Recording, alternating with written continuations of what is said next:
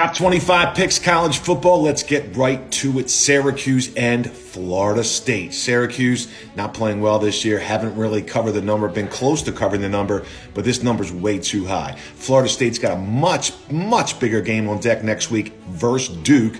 Line value here since Syracuse wasn't even close last week against North Carolina. I'm taking Syracuse all day here, plus 18, down to 17.5 in some spots, but you're safe taking at least 17 in this one. Syracuse plus the points. Indiana versus Michigan. I mean, Michigan loves to run up the score. And if Maryland can run up, how many they beat Indiana by 727 or something, then Michigan can run up the score. Michigan, that's all they're trying to do is run up the score as much as possible to get that number one ranking. They put 31 on Rutgers. They put 45 up on Nebraska. They put 52 up against Minnesota last week. I'm laying it with Michigan minus the 33.5. It's good up to 35. Ohio State and Purdue. I know Purdue's 0-9 last night at home, but Ohio State really hasn't impressed me. I mean, they're winning by small margins. I mean, they beat Maryland, but the score last week wasn't indicative to what really happened. Maryland was winning 17-10 in the third quarter, getting 18 points. They were forced to go for it on fourth downs, couldn't convert. One fourth down conversion, and they covered that game last week. I know Purdue's 0-9 at home their last 9, but Ohio State's got a major game next week versus Penn State, and they're not good enough on offense to really be laying this many points on the road. I'm taking Purdue plus the points. Georgia Vandy.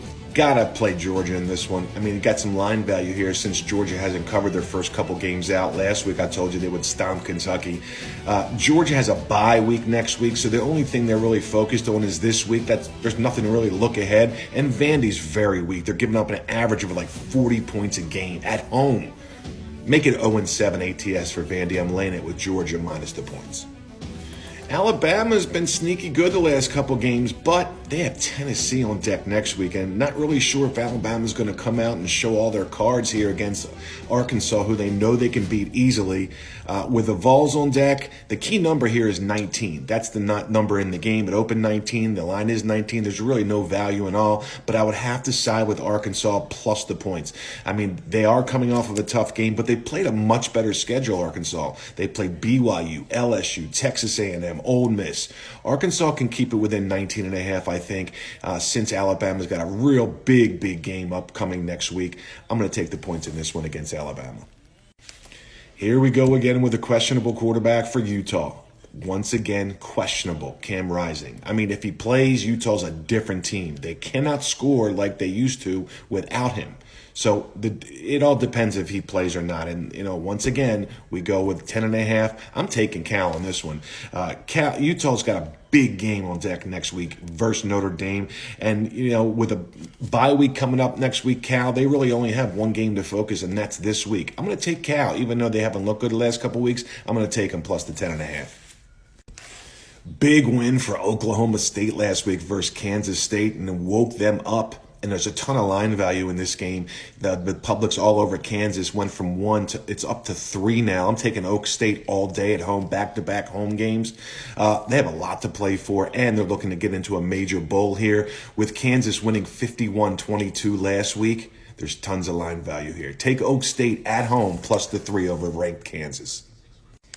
Betting against James Franklin and Penn State is very hard to do. First of all, they're 5-0 ATS this year, 21-9-1 against the spread since 2001. Obviously, I think he's betting the games. Going for it on fourth down versus West Virginia the first game. Then he did it again. Didn't have to score last week versus Northwestern to get the cover. But Penn State has a huge game next week. Huge game. I'm not sure how much James Franklin's going to want to show his playbook off against UMass this one, knowing he's going to win easy. I'm taking UMass. The line keeps going up to 43 now. I'm taking UMass all day against Penn State. With Ohio State on deck next week, Penn State will not want to show all their cards and all their playbook. Trust me. UMass plus the points.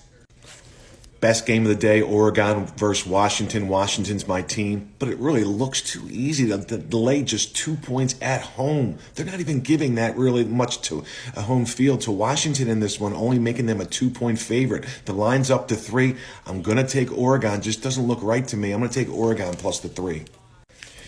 Even though Tennessee's got Alabama on deck next week, they're rested. They haven't played in 2 weeks. They're facing Texas A&M, who's coming off a real tough, deflating loss against Alabama. It was a close game throughout last week. Very deflating to lose at the end there. I'm going to take Tennessee. 2 weeks rested. I think they're flying under the radar, and not many people are back in Tennessee. They're a good team. 19th ranked in the country now. I'm taking Tennessee at home minus the points.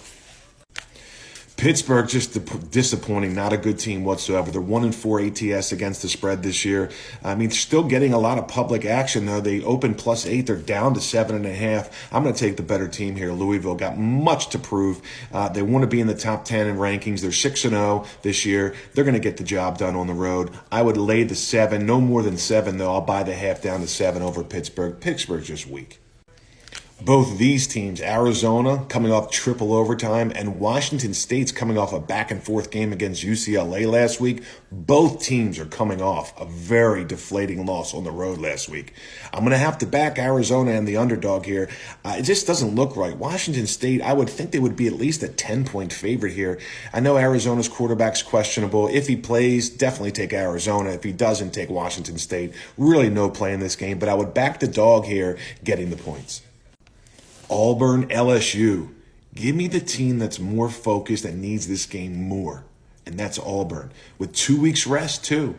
And LSU's coming off 3 really tough barn burners. They had the 49-39 Missouri, 55-49 Ole Miss, 34-31 Arkansas. And now they're at home laying 11.5 to Auburn, who has 2 weeks rest with much more to play for. I'm taking Auburn plus the 11.5. I know the game's at night at LSU, but I'm backing Auburn here. I can't trust defenses that give up this many points, and LSU has a terrible defense. I don't like laying points with teams that have bad defenses. I'll take the dog plus the 11.5.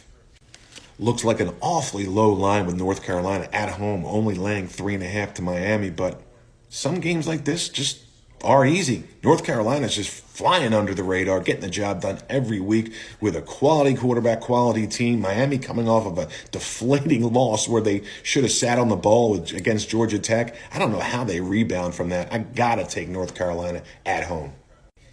Kentucky continues to get underrated. I'm going to take them against Missouri at home. USC, Notre Dame. I think Notre Dame bounces back. I'm definitely taking Notre Dame at home against USC. And Duke without their quarterback, I'm not sure about that one, but it's their defense that really keeps them in games anyway, and it's the focus point, whatever. I'm going to take Duke minus the points against NC State. And the UCLA game at Oregon State. It looks way too easy to take Oregon State in this one. I think UCLA is flying under the radar here. I'm going to take them plus the 4 at Oregon State. Let's go in the top 25 this week. We're only up like 6 net winners this year compared to last year where we finished 51 net winners in the top 25 last year. We got to pick it up, guys. Let's go. Top 25 this week.